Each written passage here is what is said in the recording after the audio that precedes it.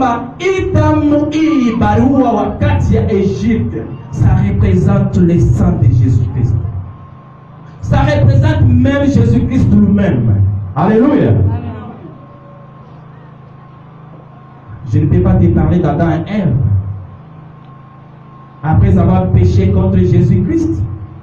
Pourquoi je parle de Jésus? La Bible nous dit, au commencement, il était là. Et toutes choses ont été créées pour lui. Donc, alléluia. Je vais parler sur le dernier enseignement de Jésus-Christ avant sa gloire.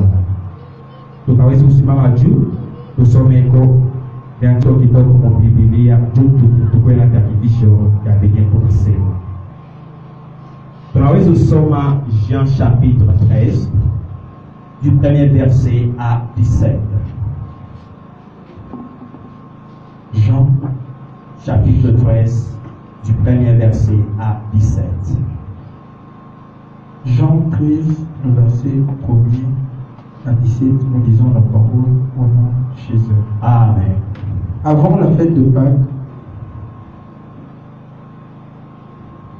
si vous avez ces choses, vous êtes heureux. Non. On commence du premier verset. Le premier verset. Oui. Avant la fête de Pâques, Jésus, sachant que son heure était venue de passer de ce monde au Père, et ayant aimé les siens qui étaient dans le monde, mit les combles à son amour pour eux.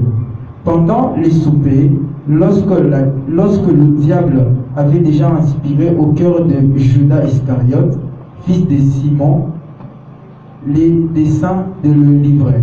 Jésus, qui savait que le Père avait remis toutes choses entre ses mains, qu'il était venu de Dieu et qui s'en allait à Dieu, s'éleva de la table, ôta ses vêtements et prit un linge, dit, dont il s'est saigné.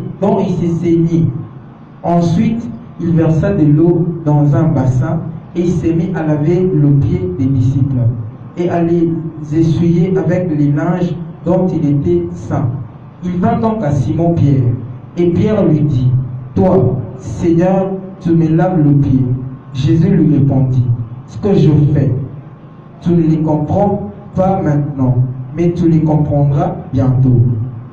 Pierre lui dit, non, jamais tu me laveras les pieds. Jésus lui répondit, si je te lave, tu n'auras point de peur, tu n'auras point de part avec moi. Simon-Pierre lui dit, Seigneur, non seulement le pied, mais encore les mains et la tête. Jésus lui dit, celui qui est lavé n'a besoin que de se laver les pieds pour être entièrement pur. Et vous êtes purs, mais non pas tous, car il connaissait celui qui les livrait. C'est pourquoi il dit, vous n'êtes pas tous purs. Après qu'il leur eut lavé les pieds et qu'il eut pris ses vêtements, il s'est remis à table et leur dit, comprenez-vous ce que je vous ai fait? Vous m'appelez maître et seigneur, et vous dites bien, car je le suis. Si donc je vous ai lavé le pied, moi, le Seigneur et le Maître, vous devez aussi vous laver le pied les uns les autres. Car je vous ai donné un exemple, afin que vous fassiez comme je vous ai fait. En vérité, je vous l'ai dit. Le serviteur n'est pas plus grand que son Seigneur, ni l'apôtre plus grand que celui qui l'a envoyé. 17. Si vous savez ces choses, vous êtes heureux pourvu que vous les pratiquiez. Amen. Pourvu que vous les pratiquiez. Amen. Que le Seigneur vous bénisse ce soir. Amen. Je rends infiniment grand merci à mon Seigneur Jésus-Christ qui m'a donné ce privilège de se tenir devant vous pour parler de sa part. Et je rends aussi grand merci à la maman visionnaire de m'avoir donné aussi l'opportunité de me tenir devant vous. Merci à maman mère à son absence. Que mon Seigneur lui accorde des grâces. Amen. Amen. Je vais prier pour la parole. Dear Father, in the name of mighty God, Father, this evening I stand on this pulpit, not by my power of my own, but by your grace and your good Lord. Let my human being disappear, and your power, your spirit appear this evening. What I shall pronounce and declare this evening may come from you, not from my wisdom. This evening, Lord, may this word that is coming from my mouth do something and change the heart of your people. In the name of Jesus Christ of Nazareth. May your name be glorified again. May your spirit touch me and encourage me. Give me power to speak, not to shame. Blind the eyes of the enemy in each and every type of power that they can come to us. Because the Bible says they will come to you in one way, but they will disappear in 7 ways. Father, in the name of Jesus Christ, I pray. Amen. Mungu amibariki sana. Biblia inasemezea mambo ya ansemi. Tunasoma kitabu kesho. Biblia inatuonyesha hivi. Wakati mfalme wetu Yesu Kristo alifia kwenu, alikuwa na mission. Vile wewe na mie tunakuwa na mission. Pourquoi unaacha vile unafanya vile vitako banafanya? Abakwe imangaribi moi ibada ya magharibi. Abakwe juu ya nini banakuwa na vitu vile banafanya? Pourquoi wewe na mie unacha unakuya mkanisa? Uko na mission. Kila mtu hapa chini ya dunia anakuwa na mission. Peut-être mission yako misijue ni paka yako fulfill ile Mungu alisema mwende muzalane mkoe kama ima michanga ya kumai. Misijue peut-être mission yako bali kuomba juu ya kusaidia vingine. Misijue mikile ninajua ya kwamba kila mtu anakuwa na mission. Sasa mimi napenda kusemezea mission ya mtu moja. Mission ya Yesu Kristo. Yesu alikuwa na mission. Na mission ilikuwa ya nini? Ya nini anaitika kufa kule msalabani? Utakipoze question. Hata kama sikukufa, parifia kuwa nini? Ntakulurisha wakati ya zamani munuvote mwa Ancien Testament plutôt. Chua nini Mungu aliwaka batu wakati ya Noa? Utanipatia swali. Hii ni swali na utanipa jibu.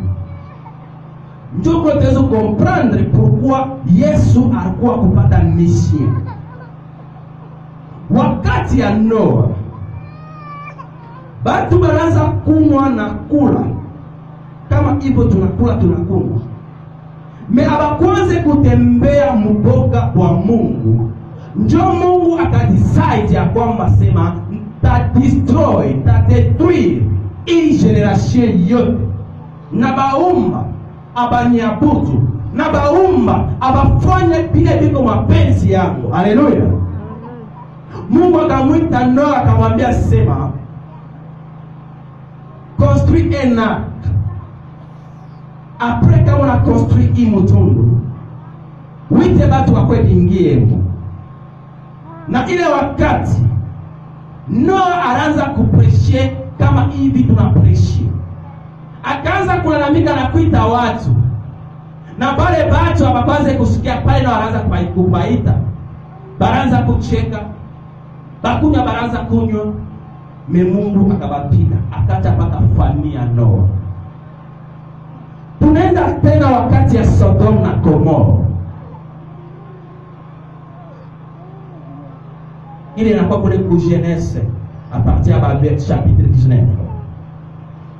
Utaona gisi Abraham akaanza kuplede cause juu ya batoto bali barugua na muyombake ule alikuya mu Sodom. inamaanisha ya kwamba wakati tunaendelea na kutenda dhambi, tunamchukiza Mungu, ndio pale kasirani kaenda na kupanda juu adetruire ulimwengu. Ile etape kapita, akasema no, shida wapi na watu acha sasa, petetre watanishikia, nitume mtoto wangu. Ndio pale Yesu akakuwa akafariki kule msalabani juu ya dhambi yetu.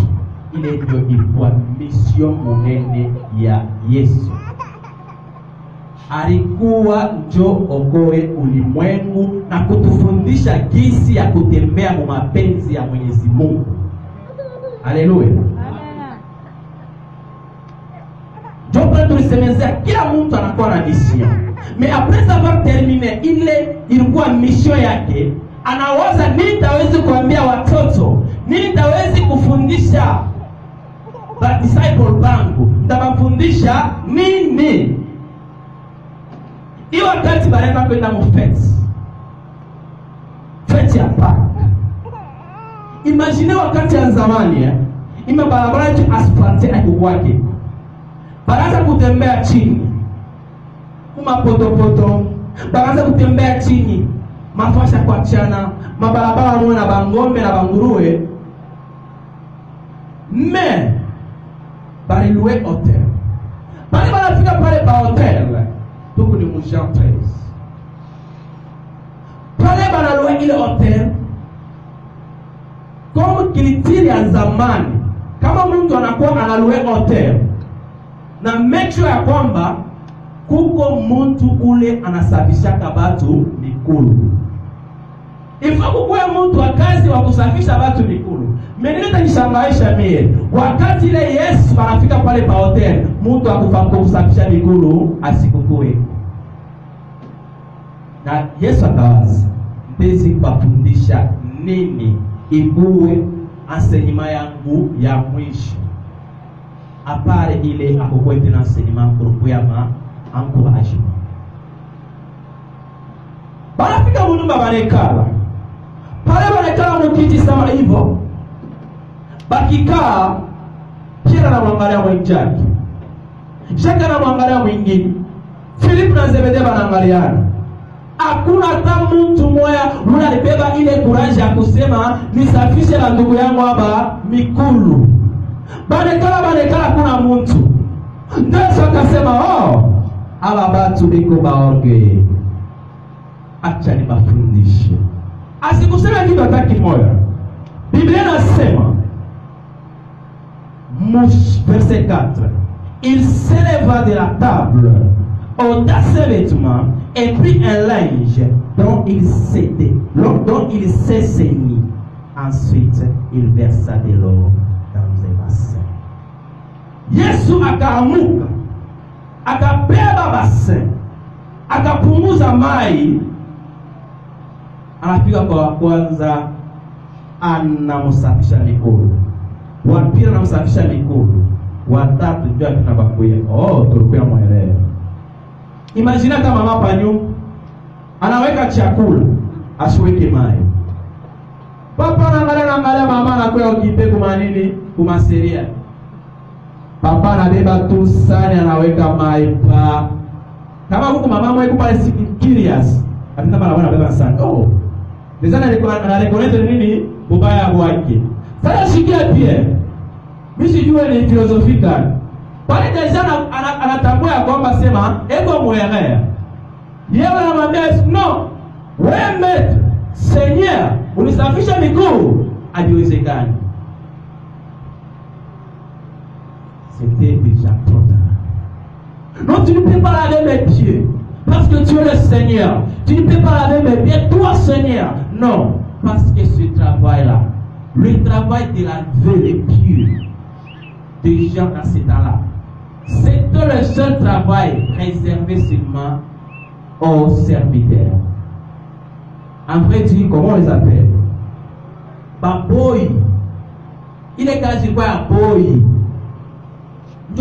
Ndio atezi kusafisha miguu ya watu. Haleluya. Mais Yesu akashimama. Shike kile anabambia. Mu 13. Vous m'appelez maître et seigneur, et vous dites bien, car je le suis. Munanita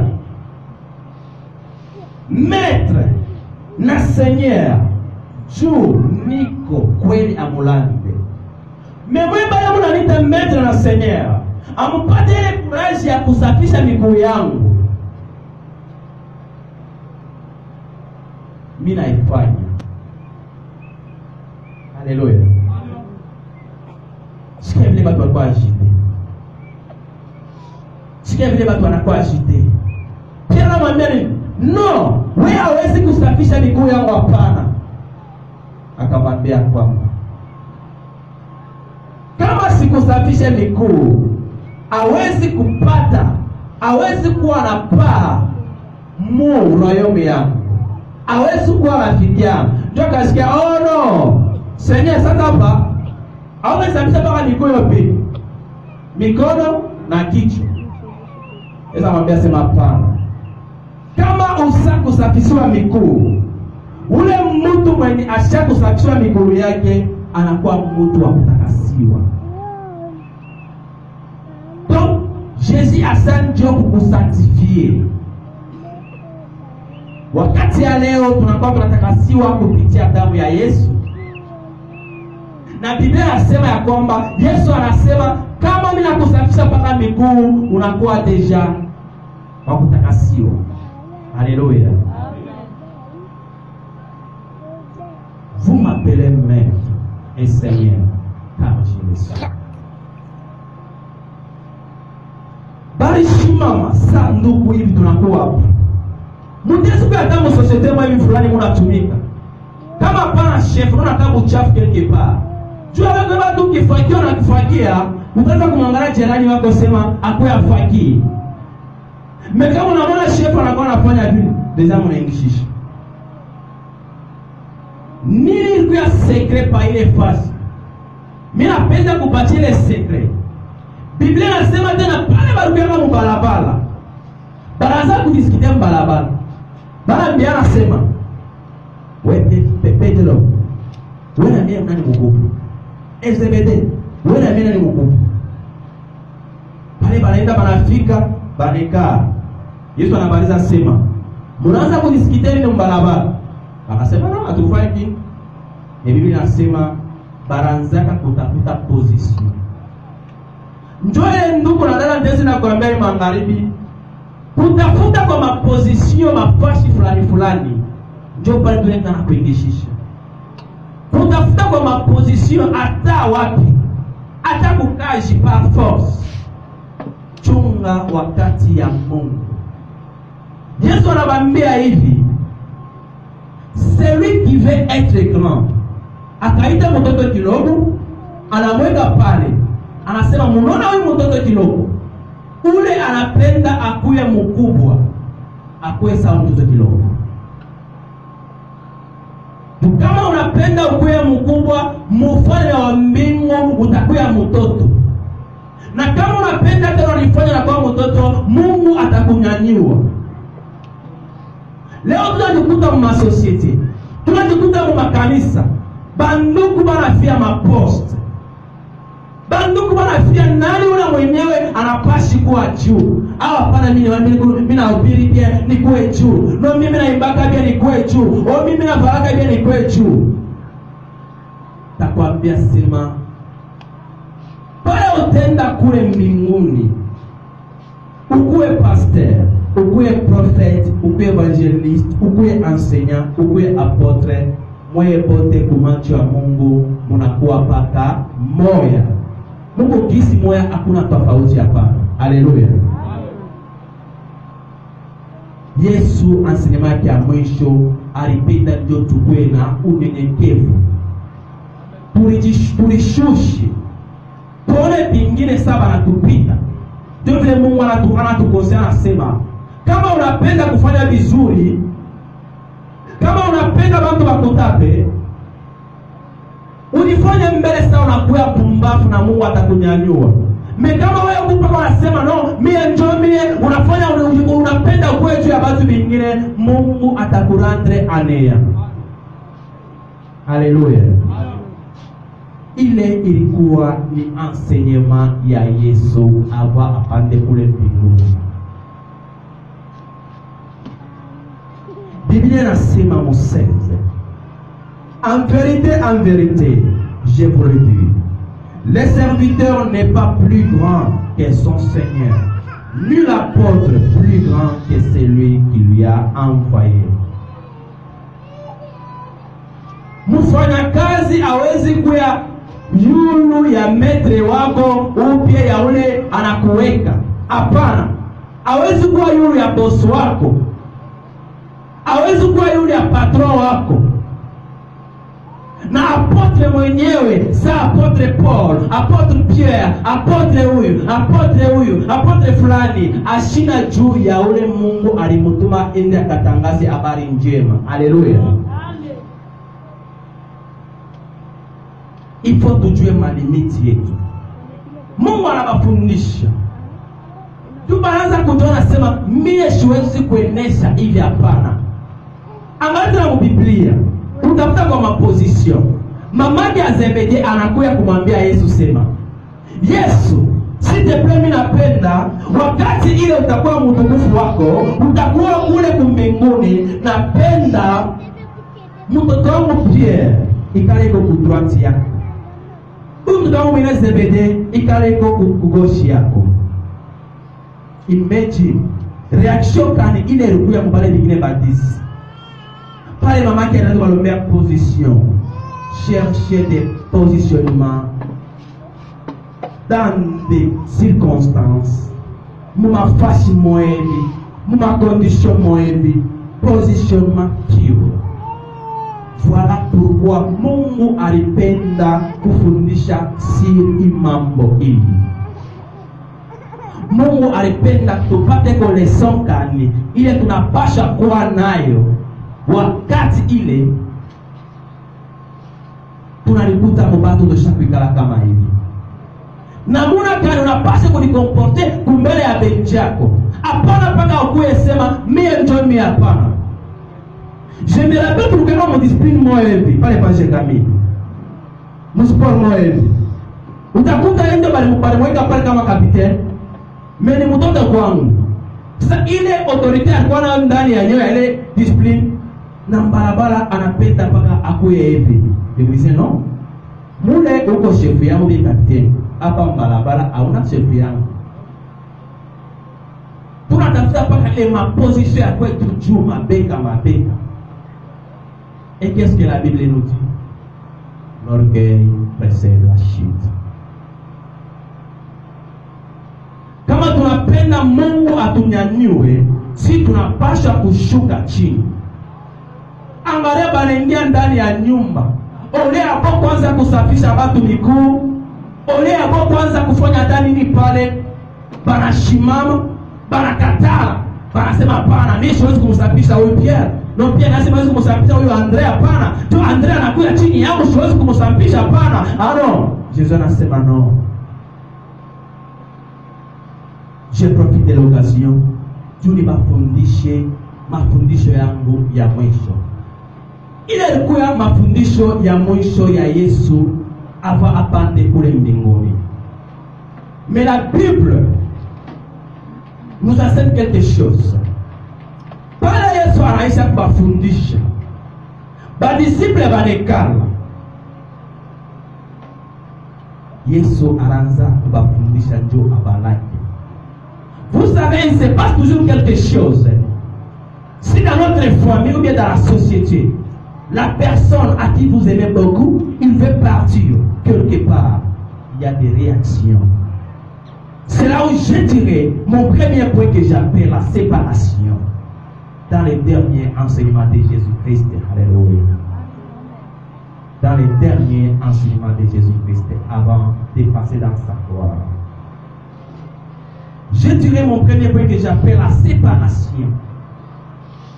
Unajua ya kwamba kama mtu anaanza kuambia hivi, anaanza kufundisha, bako basi baonesha sema non, Yesu yeye mwenyewe anaonesha un jour je passerai de ce monde pour aller vers celui qui m'avait envoyé. Alors Nous avons vu qu'il y avait la séparation qui s'est préparée. Non. Vous savez quelque chose dans nos familles? Quand notre grand-père, il est déjà âgé, il veut passer de ce monde pour aller quelque part. Là où nous ne connaissons pas parce que nous sommes encore en vie, mais au travers de la parole de Dieu, nous avons une connaissance parfaite qu'un jour, avec l'assurance, la façon que tu marches dans la terre de Dieu, un jour tu iras quelque part. Et même les hommes témoigneront que non, ce monsieur vivait bien avec nous. Ce monsieur, il était dans les bonnes conditions avec nous. Même les jours que tu mourras, il y aura des bons témoignages, plutôt. Quand Jésus leur parlait comme ça, quand Jésus les enseignait, il leur disait, vous m'appelez maître car je le suis, mais aucun de vous n'a pu prendre le courage de nous laver le pied. Mais moi que vous appelez maître, je l'ai fait. Il s'est humilié lui-même. Alléluia. Mufalme wetu anajishusha, anatusafisha mikono juu tutakatifu. Pale anaanza kubasemezea hivyo, badisiple banakuwa pariti. Mwile point à commenter mais tu dirais la séparation. Qu'est-ce que la séparation? Nous appelons la séparation comme la disconnexion, la dislocation entre deux ou plusieurs choses. Si ces câbles du courant se séparent, donc se disloquent, il y a une séparation. Il n'y aura pas de passation du courant. Le courant ne doit pas passer de l'autre côté. Il y a une séparation. Mais une séparation na semezea hapa ni séparation ya Mungu. Pale anaona sema mimi naisha mission yangu. Mimi naisha kile nilikuwa kufanya hapa chini ya juu. Mimi naanza kurudia kwa baba mwenye alinituma. Apre bafundishe hii enseignement ya mwisho. Na nabafundisha enseignement ya mwisho na wanafunzi wakasimama wakangalia, hapa takuwa tena naye. Biblia nasema hivi, Jean 16, au verset yake ya 5. Maintenant je vais au Père. Donc, Yesu anaona sema anaisha mission yake. Après kuisha mission, anaanza kuambia sema, hapa tena sitakuwa na mwe, hapana. Hapa tenda kwa Baba. Maintenant, je m'en vais vers celui qui m'a envoyé. Et aucun de vous ne me demande où vas-tu. Mais parce que je vous ai dit ces choses, la tristesse a rempli votre cœur. Yesu anamwambia, wewe tu mimi nanifundisha hivyo, na nionyesha hivyo na hivyo, tu mimi nanifundisha mnakuwa na huzuni ndani ya mioyo yenu. Niambie, ni mzuri nieleze. Tu siku ya kwamba sikusemake avoya mikwenda pana. Na Museta nasema hivi. Mwitu plutôt. Mwile chapitre moya ile ya Jean 16. Chakotoka Jean 13. Cependant je vous ai dit la vérité. Il vous est avantageux que je m'en aille. Car si je ne m'en vais pas, le consolateur ne viendra pas vers vous. Mais si je m'en vais, je vous l'enverrai. Alléluia. Yesu anamwambia ni mzuri mimi niende. Tu kama siondoke hapa bafasi, na ule mfariji wenu asitakuwa. Ni mzuri mimi nitoke, tu mfariji akue anze kunifariji. Alléluia. Ni module séparation. Ndio Mungu anaanza kuba encourage, anaanza kuba encourage ya kwamba Yesu kubacha hivi. Sasa niambia sitaniacha wa yatima. I will never leave you as an orphan. I will never forsake you. Sitamiacha kama yatima, sitamiacha na sitamitupa. Ule ni Mungu. Promesi ya mtu inabakiaka hivyo hivyo. Me promesi ya Mungu inakuwaka amen. Juu inakuwaka kutimiziko. Haleluya. Angata mafami wetu.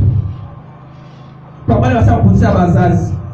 Hata pa bingine batumishi wetu wa bantu ni juu kuko maprogramu ya kile tulishikia ya kifo. Sasa ingia mbale muile familia bale batu ya ule mwenye anafariki. Peut-être avant kufu anaita batoto mkuwe wikae, anaanza kuongea napo. Vous savez une chose, je suis déjà âgé, un jour ou bien bientôt ou bien c'est tard, je serai en pareil. Pala anaanza kusema vile, inakuwa ni separation. Ni hivi moya moja tres tunasemezea, anaanza kubafundisha asenima ya mwisho, jua anajua sema hapa nitanyanyuliwa kutukufu. Haleluya. Separation. Wakati pale separation na kuwaka, inatuzaliaka vitu vya nini? Baba anakufa, kama batoto balikuya bayakuwa talaji, kutakuwa huzuni, kutakuwa mareaction hivi fulani, kutakuwa kusaga meno, kutakuwa kuwaza, kutakuwa fujo. Par exemple, je vous donne un exemple typique. Il y avait un monsieur, un politicien là, qu'on avait arrêté. Il avait un part quelque part. Dans la route qui va vers les Casses, dans la route des Casses. Après sa séparation pour un peu d'état, nous n'avons pas radio tour, le parc est dispersé, tout est détruit. Donc, wakati ile kuna séparation mwa hivi fulani, kutakuwa chacun, kutakuwa huzuni, kutakuwa désordre. Voilà pourquoi pale Yesu anaisha kazi yake, anaisha mission yake, anasema nibafundisha sinema ya mwisho. Na pas de séparation, kutakuwa de séparation. Il y a quelque chose qui va se produire. Il y aura ce que nous appelons qui donne blessure. Nous n'avons pas de blessure.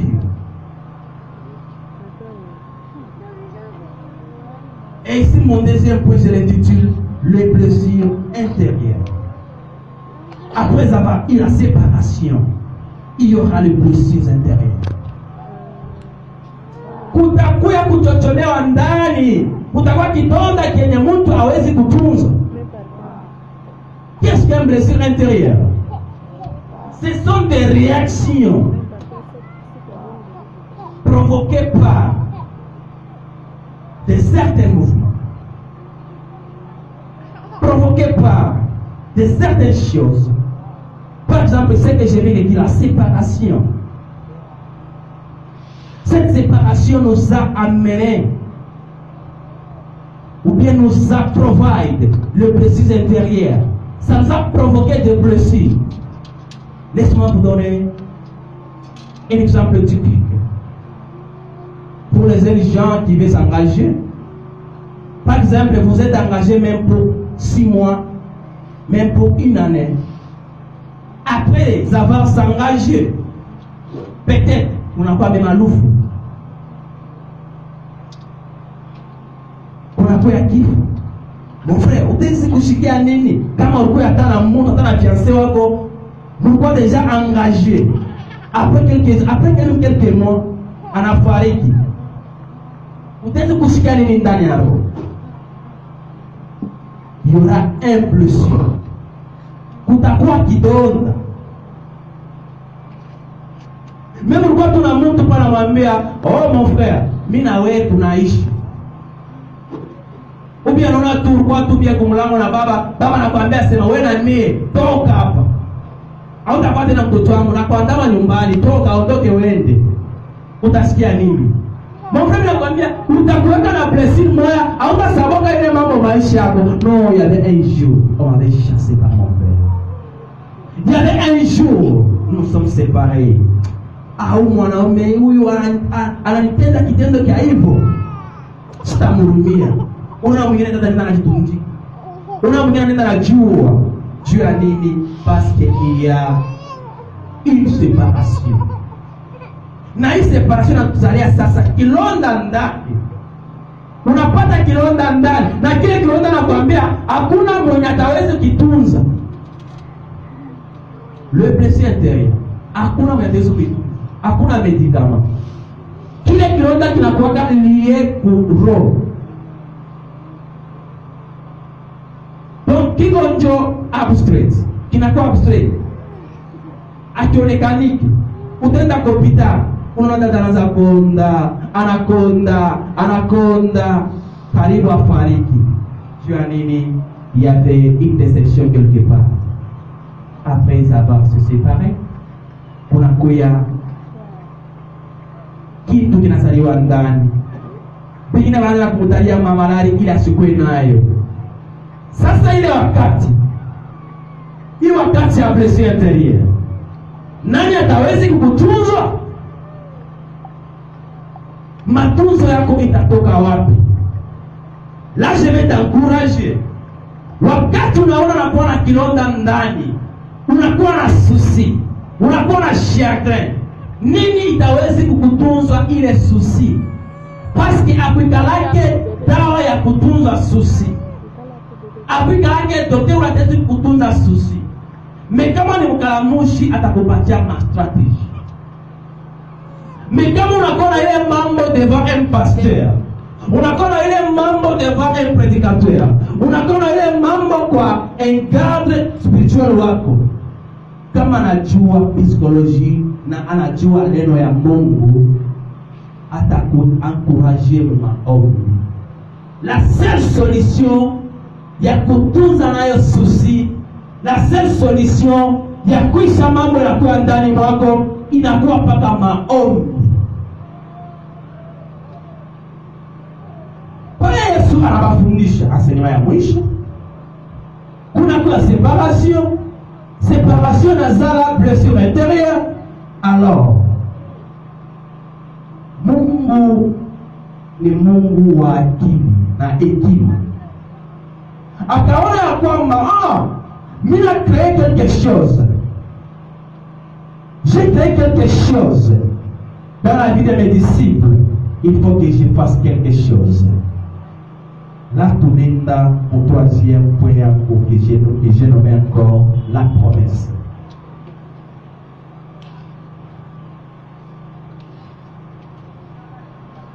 Unakuwa na kilonda ndani, après qu'on a kilonda, Mungu yote anaenda na kupromettre quelque chose.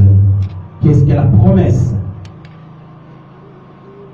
La promesse est un acte, un engagement pris entre deux ou plusieurs personnes à exécuter quelque chose dans le futur. Et une vraie promesse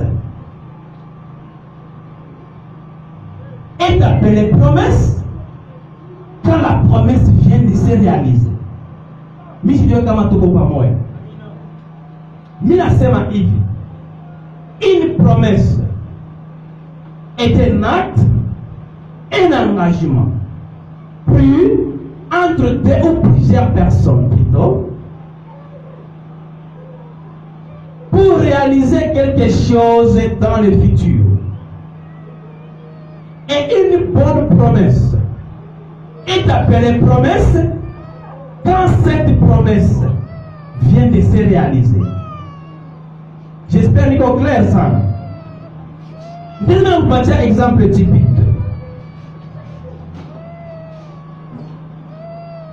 Il est en Genèse chapitre 17 du premier verset à 5.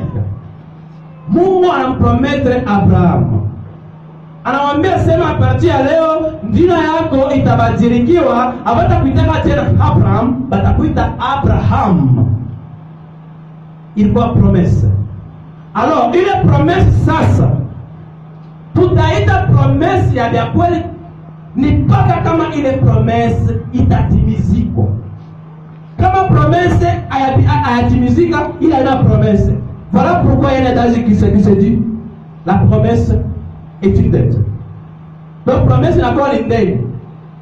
Kama ulipromettre mtu kitu, il faut utayarishe kile kitu kenye ulipromettre mtu fanye nini? Umupatie. Wala tampromettre mtu toka bisuka tamfuata na mwambia sema, no, Mungu alinipromettre biscuit. Iko wapi? Ni ndani yake, mupatie. Pourquoi ulifanya nini ulimpromettre? Sasa ni promesse kali utajiuliza ile Yesu alitupromettre après avoir nous enseigné son dernier enseignement. Ni promesse kali ile Mungu alikupromettre. Twende Jean chapitre 16 verset 13. Tutaenda kuona sasa ni promesse kali ile Mungu alitupromettre. Ndaisoma dada. Bien vous comprenez, comment comprendre? Vous êtes dans son maison. Jean 16, 13. Ile tutapita kutambua promesse ile Yesu alitupromettre avant alore. Dieu alikuwa ashapisa mission yote. Tuisome basta Jean chapitre 16, le verset 13. Oui. Nous lisons la parole de Jésus. Quand le consolateur sera venu, l'esprit de vérité, il vous conduira dans toute la vérité. Car il ne parlera pas de lui-même, mais il dira tout ce qu'il aura entendu. Il vous annoncera les choses à venir. Amen. Amen. Amen. Alléluia. Promesse ile Yesu alitupromettre yake ya mwisho, alisema pale sitamiacha hivi, nitamitumia mfaridi, na pale huyu mfaridi atakuya, asitamiambia vyenye vya kutokea kwake, hapana, atabitosha kwangu, na pale vitakuwa kwenu, utavipewa, vitanifungua macho. Ndio pale unaona dimanche passé baraza kutueshe, anasema bafungule macho, bafungule macho baone. Ile promesse ya Mungu nasema sitamiacha mayatima, hapana, nitamitumia Roho Mfaridi, atakuwa kumifundisha penye sikumifundisha, hapana. Haleluya.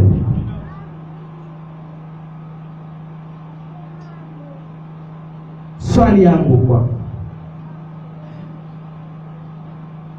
promesse ya Mungu ishakutimizika kwako? Umeshapokea Roho Mtakatifu? Biblia inasema promesse mzuri ni promesse itakuwa kutimizika. Alléluia. J'espère que vous avez bien compris les derniers enseignements de Jésus-Christ avant de passer dans sa gloire. Que mon Dieu vous bénisse. Motezi kusimamia juu, tubariki sauti ya Mungu.